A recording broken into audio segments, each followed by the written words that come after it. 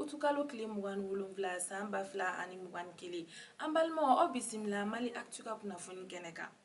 COVID-19 mun de bɛ se ka kɛ walasa vaccination fanga bɛ se ka bonya cogo min na. Bafila bɛ k'aw fɛ yen nɔ bolola baarakɛminɛnw dira musomani groupe dɔw ma. N'an bɔra yen nɔ an bɛ taa circulation de la routière la k'an ka hakili to handicapéw la. K'an ka premier ministre kɔrɔ monsieur Sulemani Bugeyi Mayiga ale ni Fili Sisoko k'olu welela Cour suprême mɔgɔw fɛ. Bafila bɛ k'aw fɛ yen nɔ musomani 30 ɲɔgɔn bɔɲɔgɔn bolola baarakɛminɛnw sɔrɔ n'o ye kundilanminɛnw ye galadonminɛnw safinɛ baaratogominɛnw ale ni finikalaminɛnw u ka kalo 6 formation kɔfɛ ni minɛn kofɔlen ninnu dira ni mɔgɔ ninnu ma utukalo tile 25 san 2021 Mayinakaw fɛ yen nɔ.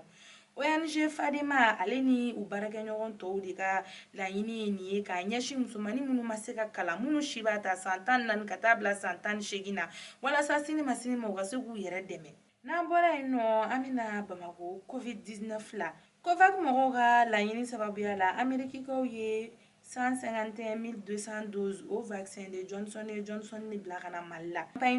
Vaccination campagne kura daminɛra Mali la utukalo tile 27 san 2021. Cellule de lutte mɔgɔ minnu bɛ yen nɔ ni ka coronavirus kɛlɛ olu kɛlen bɛ k'a ɲini malien bɛɛ fɛ ko bɛɛ ka bɔ ka tigi vacciner ka sababuya kɛ ne vaccin b'i la hali ni bana in y'i sɔrɔ a t'i bana kosɛbɛ i b'a fɔ na a t'i la ye. N'an bɔra yen nɔ ANASER Agence nationale de la sécurité routière ANASER olu kɛlen bɛ ka formation dɔ bila sen ka circulation de la routière kan ka ɲɛsin banabagatɔ degunnen minnu bɛ sira tigɛ ani minnu bɛ bolifɛn boli parce que jateminɛw y'a jira k'a fɔ ko olu banabagatɔ kofɔlen ninnu bɛ sɛgɛn kosɛbɛ sira tigɛcogo la ani bolifɛn boli la circulation na. N'an bɔra yen nɔ an ka premier ministre kɔrɔ n'o ye monsieur Sulemani Bugeyi Mayiga ale ni ministre de l'économie et des finances n'o ye madame Buhari Fili Sisoko olu welela Cour suprême mɔgɔw fɛ ka sababuya kɛ ko 2014 kɔnɔna la ko avion présidentiel dɔ sanna ale ni équipement militaire dɔw